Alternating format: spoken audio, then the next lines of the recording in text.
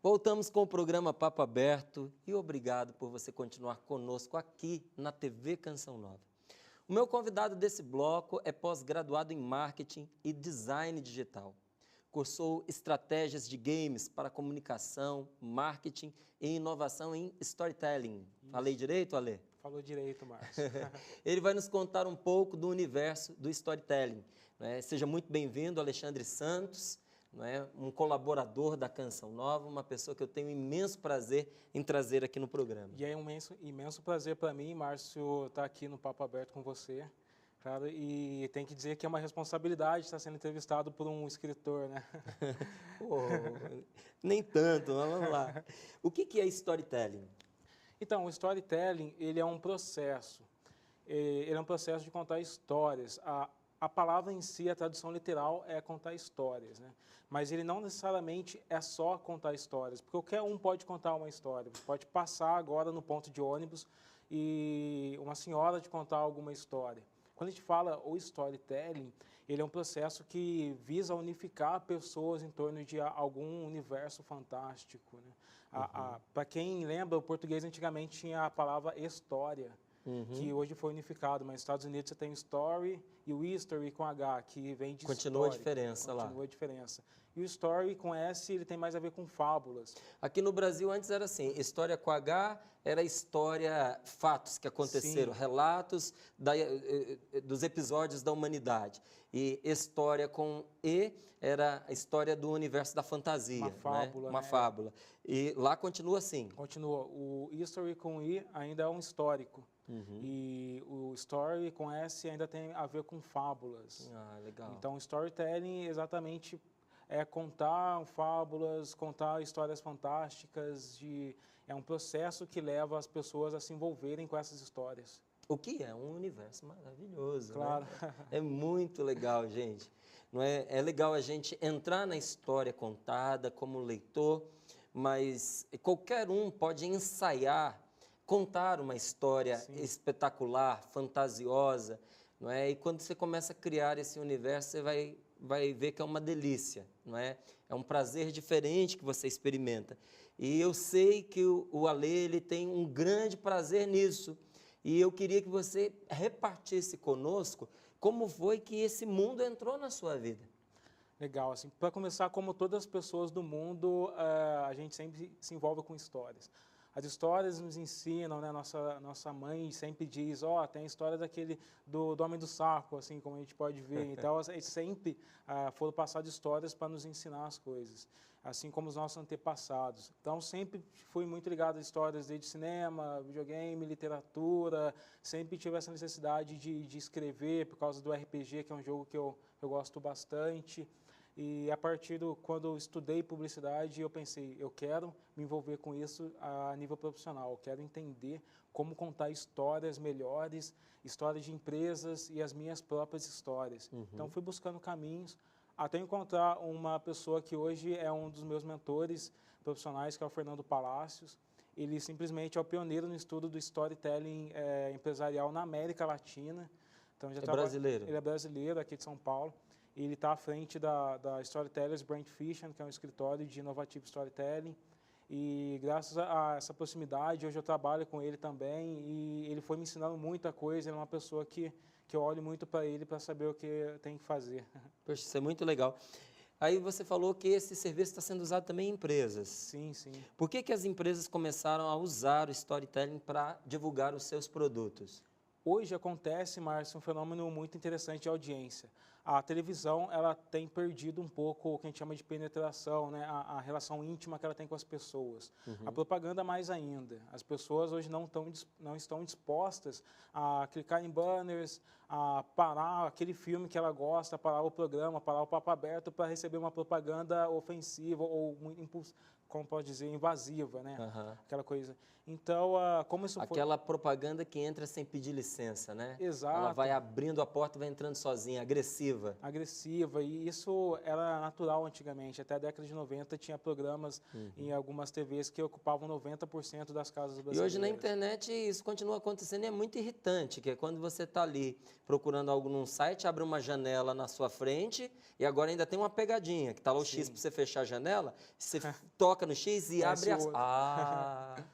Isso é uma Acontece. contra-propaganda, né? Eu Acontece. acho que quem quer condenar o seu produto, faça um negócio desse, porque Sim. você entra no site com raiva. Você cria uma experiência de raiva nas pessoas, né? Uhum. E as empresas começaram a olhar para isso e procurar alternativas para conquistar a atenção. Qual que é o último reduto da atenção hoje? O Fernando mesmo fala isso bastante, é o livro. Você não consegue compartilhar a sua atenção quando você está lendo o livro.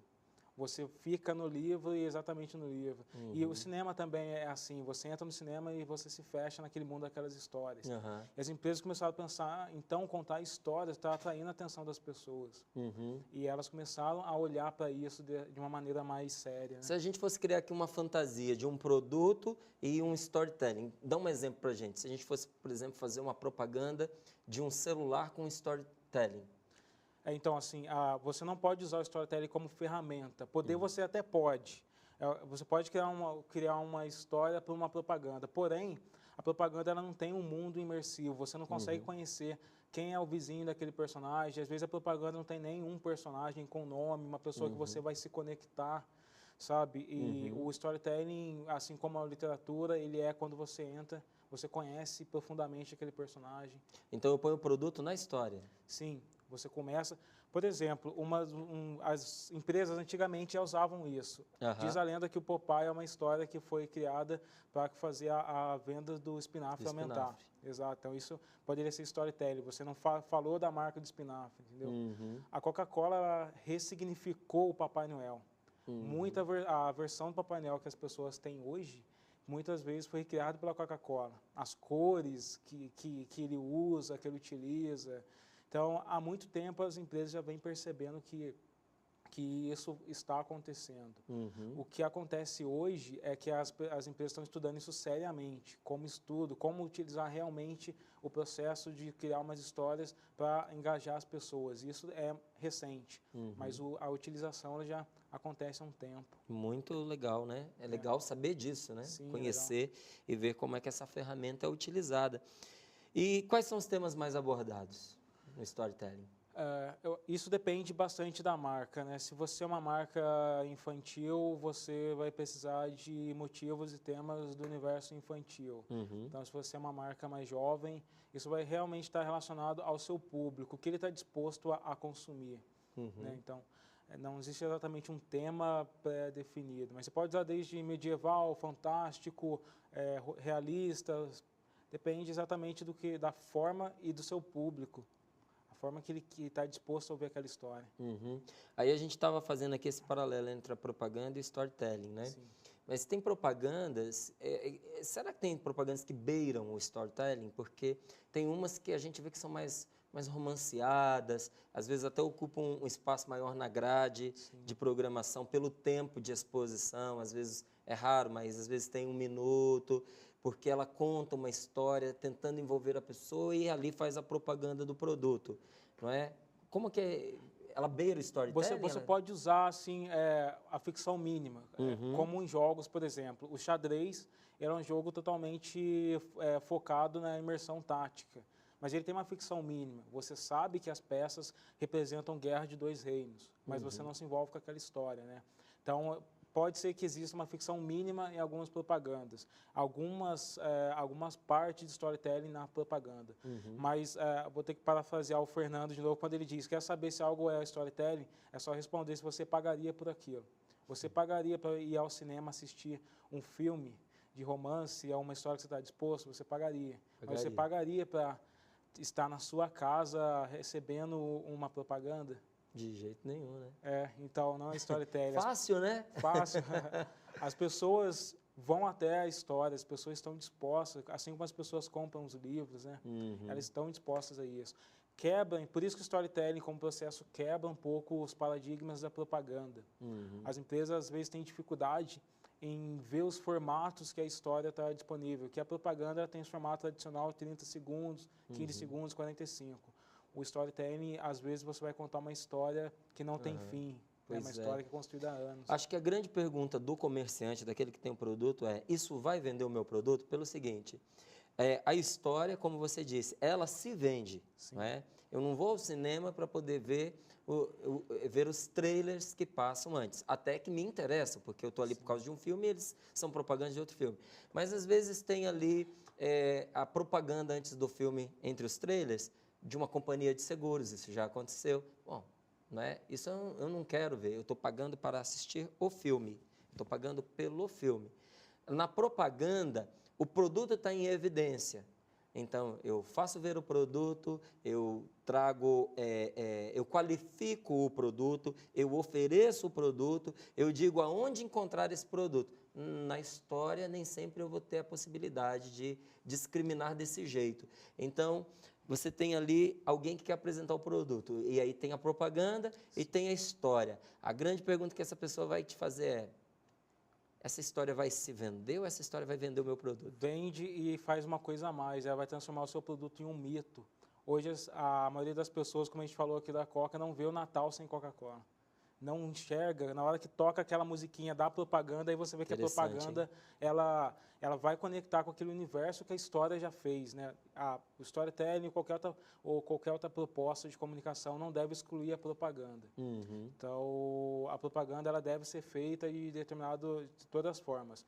Mas quando você tem um universo, uma história, um mito criado atrás do seu produto, na hora que toca a musiquinha, você já sabe que chegou Natal.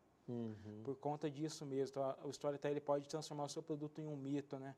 Tem um caso bem interessante que é aquele filme com Tom Hanks, Náufrago, você lembra? Lembro. Qual que é o plot principal do filme? O cara atravessa todo aquele perigo, ele cai de um avião na ilha e ele passa por toda aquela dificuldade para no final ele entregar o FedEx para a pessoa. Qual que é a mensagem dessa camada que a gente pode tirar? FedEx, ela realmente entrega o que ela promete, independente das adversidades que ela encontra. É verdade. E as pessoas nem percebem isso, mas elas atribuem a ela. Mas a mensagem ficou muito forte no filme, né? A mensagem fica. Então, o storytelling ele tem esse poder de conectar no íntimo das pessoas, de uma maneira que é muito mais interessante do que, às vezes, você descrever o produto, né? Então, é importante a pessoa conjugar as duas coisas. Vamos pegar o exemplo do FedEx, que a gente já citou, porque ali você agregou um valor ao FedEx, não é? Mas muitas pessoas querem colocar os meios de acesso àquele produto à disposição, o que às vezes dentro da história não entra. Sim, e nem deveria entrar, porque se tornaria algo meio chato, né? No caso da FedEx, não é oficial que esse produto que esse filme foi feito para isso. Mas é uma lenda que existe por aí. Ué, mas bem claro, se não né? foi, eu vou te dizer, é difícil, né?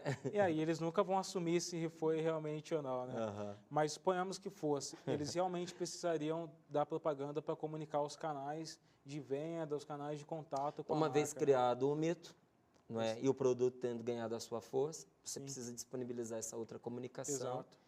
Segundo o desejo da pessoa, porque agora ela já quer. Claro. Não é? Então, para você ter acesso a esse produto, Você vai você precisar vai por este disso. caminho. Exato. Legal.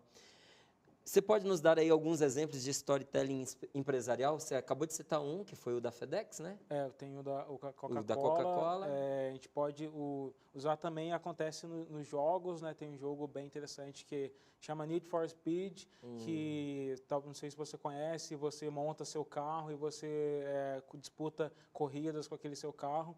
E uma criança que joga bastante aquilo, definitivamente conhece todas as marcas de roda de carro e conhece a potência e conhece muito mais do que algum adulto. Porque as informações que estão ali são reais. São reais. Então, elas são bem reais. Então, o presidente Obama usou o product placement, que na verdade foi um banner que foi colocado dentro de um jogo também. E isso não é storytelling, mas ele se apropriou de um jogo para colocar a propaganda dele, sabe? As empresas, eu posso utilizar também um case que a gente fez na Storytellers, que é para M. Dias Branco, para a marca de biscoito animado Zu. A gente criou lá dentro da empresa a história de todos os personagens dos biscoitos. Vocês procurando animado Zu na internet vão encontrar tudo isso. Existe agora uma segunda parte, isso foi só o story, que é criar os personagens, que vai ser uma história que vai ser vendida e distribuída para as crianças. Ainda como não está distribuída, não posso dar muita informação sobre ela, mas já está pronta a história, então com o tempo vocês vão conhecer mais sobre isso. Vai acabar sendo divulgado aí. Legal, hein? Você escreveu um conto de ficção científica, né? Sim. O que define a ficção científica? O que ela é? É legal essa pergunta, Márcio, porque muita gente confunde ficção científica com ET, robô e tiro, né? Não, ela não é assim. A ficção científica, ela tem a base na ciência, mas ela vai discutir sobre a humanidade. Então o elemento principal da ficção científica é o ser humano. Sim, é o ser humano. Se você pegar o H.G. Wells, que é um dos maiores escritores, as obras dele como A Guerra dos Mundos ou A Ilha do Dr. Monroe, ele estava numa fase que ele estava questionando se o mundo estava indo para o caminho certo. Então ele chegou à conclusão de que o mundo precisava se desconstruir para que reconstruísse novamente. Aí os contos dele vão sempre remetendo a esse tema, esse motivo. Vai acontecendo guerras, vai acontecendo... A Ilha do Dr. Monroe, ele discute a humanidade, fala porque seres humanos são transformados em monstros. Então, o Júlio Verne mesmo, ele fala sobre, na 20 Mil Léguas Submarinas, sobre a tecnologia que estava surgindo na época, que era um submarino, e que todo mundo achava que era um monstro que percorria o mar. Então, a ficção ela realmente vai falar sobre isso. Muito dessa ficção já se tornou realidade, não é? Muito. Então, você vê aí, por exemplo, submarino, que era uma coisa assim, talvez de outro mundo naquela época, Claro. não é? De repente se tornou uma coisa comum a todas as nações, não é? A própria questão da robótica, não é? Dos androides, são a realidade hoje aí presente nas várias nações pelo mundo. Qualquer nação em que você usar essa terminologia, ela já é familiar. E foi inspirado por Isaac Asimov, né, que é um dos pais da ficção científica. O próprio seriado Star Trek, ele inspirou a criação de celulares, então as pessoas veem também alguns seriados, algumas histórias que tem. O Star Trek, Viagem na Jornada nas Estrelas, em português. E você vê alguns seriados que falam sobre teletransporte, hologramas, e a partir daí os cientistas começam a questionar se aquilo é possível, começam a tentar experimentar.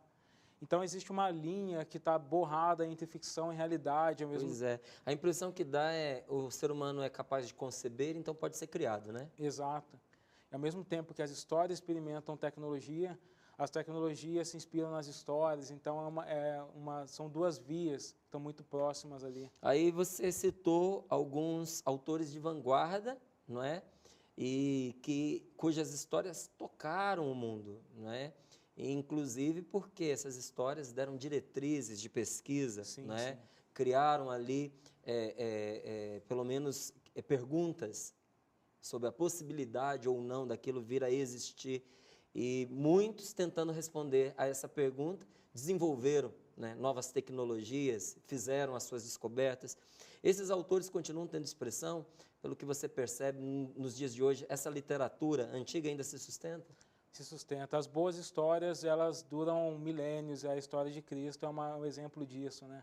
Então, uma boa história pode se manter sem fim, né? Isaac Asimov, H.G. Wells, Júlio Verne, sempre serão pessoas lembradas. Para qualquer um que queira escrever ficção científica, tem que se inspirar nesses autores, né? E como é que você percebe que a ficção ela pode ajudar a melhorar a nossa visão do mundo? Você disse da compreensão desses autores, né? Citou o Wells e disse a maneira como ele concebia, que aquela sociedade ela precisava ser desconstruída para ser reconstruída. Olhando para nossos dias atuais, como é que você percebe que a ficção científica ela pode vir a ser uma ajuda para a época em que a gente vive? É que as histórias que a gente conta anteriormente, Márcio, eles refletem o nosso mundo, eles constroem o nosso mundo, as nossas diretrizes são pautadas em histórias. O que eu devo fazer, meu sistema de crenças, tudo isso é pautado em alguma história que alguém me contou em determinado momento. Então, assim, as histórias que a gente escreve hoje vai refletir no futuro. As pessoas vão estar lendo os best-sellers e vão estar se questionando a partir dos questionamentos que o escritor tem hoje. para qual caminho vai a sociedade, quais são os objetivos da nossa sociedade, o que a gente precisa construir. E o mais importante, a gente não poderia desconstruir o mundo, né? O Hitler tentou fazer isso e não foi uma experiência legal para ninguém. Mas numa história você pode desconstruir e mostrar para ela, para as pessoas, qual o caminho que aquilo vai levar. Agora, as histórias é uma coisa muito interessante. Como é que as histórias elas ligam as pessoas, não é? Sim, sim. Outro dia eu encontrava uma amiga, hoje uma grande amiga minha, grande amiga. Digo assim porque ela mesma usou essa expressão. Ela falou: eu tenho idade para ser sua mãe, mas ela se tornou uma pessoa íntima para mim e uma amiga queridíssima. E a gente percebeu que nós nos ligamos pela nossa história não contada. Mas que quando a gente teve a oportunidade de dizer um ao outro um pouco sobre a vida, nós fomos percebendo por que a gente teve aquela conexão. E eu fiquei pensando, meu Deus, como é que a gente transpira a história da gente, mesmo sem ser por meio de palavras? E como a nossa história de vida pode nos ligar tão profundamente às pessoas? Por isso eu entendo quando você diz que esse storytelling, ele tem um poder de penetração incrível na vida das pessoas, porque as histórias nos conectam. Você concorda com isso? É isso mesmo? Com certeza, as histórias conectam as pessoas. Os conflitos, quando a gente encontra um herói, aí está a importância da estrutura da jornada do herói. Quando a gente vê a saga dele, a gente se reconhece, a gente fala, eu passo por essas dificuldades. Ou você se compadece com a jornada dele. Então, quando você ouve uma história de uma outra pessoa, um amigo, você também passa a se conectar com os conflitos deles, você passa a se reconhecer neles, né? A gente se reconhece com as histórias também dos santos. A gente começa a ver a história deles, o que eles têm passado, e a gente começa a perceber que a gente passaria por aquilo, que a gente gostaria de viver, de experimentar aquilo também. Agora, na minha vida, por exemplo, Ale, tem histórias que eu conto e tem histórias que eu não conto, não é? E às vezes eu não conto uma história, não é por respeito a mim mesmo, preocupado com a minha imagem, mas porque eu tenho a impressão de que talvez aquilo não vá gerar na pessoa um bem, não seja positivo para ela. Não é? Eu consegui superar algo, mas que talvez contado de uma forma bem crua, como foi vivido, para aquela pessoa não faça bem. Essa impressão que eu tenho, ela se reflete na literatura. Uma história ela pode ter um impacto positivo e pode ter um impacto negativo sobre alguém. As histórias podem influenciar os outros de maneira negativa? Pode, depende da pessoa, né? Porque a gente tem casos aí de pessoas que assistiram filmes e saíram para o cinema tentando matar, né? Tentando copiar. Tem casos de pessoas que fizeram isso com videogame, tem casos... Os videogames são histórias, não é verdade? São histórias interativas, né? E você vê casos de pessoas que tentam copiar personagens em games, mas isso não tem exatamente a ver com as histórias, e sim com a estrutura que a pessoa tem. Então, realmente, se uma história está lá escrito que é para acima de 18 anos, se um videogame, se um filme... Respeite isso, né? Respeite isso. É importante os pais ficarem atentos, porque depois eles vão falar, nossa, meu filho está sendo influenciado por um jogo. Não está. Ele não deveria estar jogando aquilo. Agora, por que os jogos têm esse poder de absorver as pessoas para dentro das suas realidades? É bem legal. Tem um pesquisador que escreveu um livro chamado Synthetic Worlds, que é o Eduardo Castronova, e ele fala dessa relação do mundo dos games com o mundo real. E imagina que a pessoa jogando videogame, ela é um prisma, que ela recebe a luz de dentro do jogo e sai para o mundo real. O que você vive naquele jogo, a relação que você cria com o personagem, de amor ou de ódio, aquilo existe, aquilo não é cibernético. O ódio de alguém lá no jogo é um ódio. E o amor que você tem, assim como o amor que as pessoas criam no Facebook, é o amor de verdade. Então, esses temas, essas questões humanas estão sendo levados para dentro do jogo. O meio pode ser frágil, o meio pode não ser o melhor, mas aquilo que ele produz é real. É real. Aquilo tudo é real. E os jogos têm a capacidade de... você pode transformar o mundo do jogo. As histórias vão acontecendo e o mundo vai se moldando de acordo com a sua ação.